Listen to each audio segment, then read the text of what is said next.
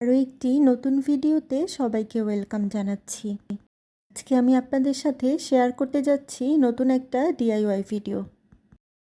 ঘরে থাকা অ্যাক্রিলিকের খালি জারটাকে খুব ভালোভাবে ধুয়ে পরিষ্কার করে নিয়েছি।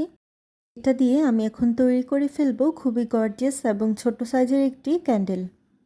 এটা আমি কিভাবে তৈরি করলাম এর একটা ডিটেলস ভিডিও আমি আজকে আপনাদের সাথে শেয়ার করতে যাচ্ছি। আশা করছি আপনারা ভিডিওটা শেষ পর্যন্ত দেখবেন। আপনারা দেখতেই পাচ্ছেন আমি এই অ্যাক্রিলিকের খালি জারটাকে প্রথমে সম্পূর্ণটাকে গোল্ডেন কালার দিয়ে পেন্টিং করে নিয়েছি।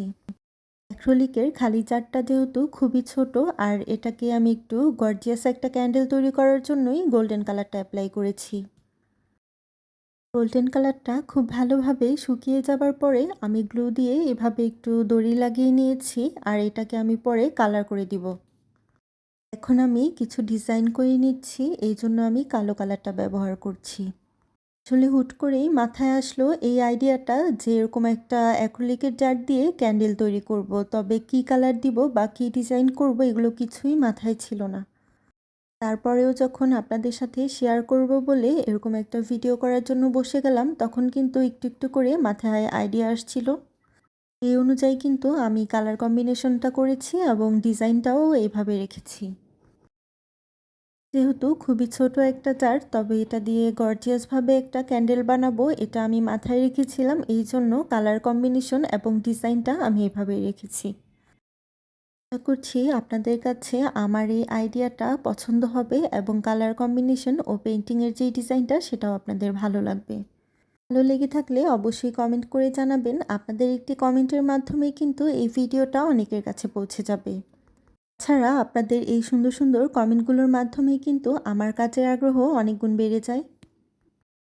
তো দেখতেই পারছেন কথা বলতে বলতে আমার পেইন্টিংটা প্রায় শেষের দিকে। এখন আমি রেড কালার নিয়েছি আর এটা দিয়ে এভাবে একটু পেইন্টিংটা বা ডিজাইনটা করছি। এই দড়িগুলোকেও কিন্তু আমি রেড কালার দিয়ে পেইন্টিং করে দিব। পেইন্টিংটা কমপ্লিট করার পরে খুব ভালোভাবে শুকিয়ে নিব, এরপরে আমি বার্নিশ স্প্রে ব্যবহার করব। স্প্রে ব্যবহার করার ফলে এই ক্যান্ডেলটা অনেক দিন পর্যন্ত আমি ঘরে রাখতে পারবো এবং এটা অনেক দিন পর্যন্ত ভালো থাকবে। আসলে আমাদের ঘরে এরকম অনেক কিছুই আছে যেগুলো হয়তোবা আমাদের কোনো কাজেই লাগছে না, আবার আমরা ফেলে দিব এরকম ভাবছি। ঘরে থাকা সেই জিনিসগুলোকেই কিন্তু আমরা একটু আইডিয়া করে নতুনভাবে কিছু একটা তৈরি করে ফেলতে পারি, আর আজকে এরকম কিছু একটা আপনাদের সাথে শেয়ার করে দিলাম।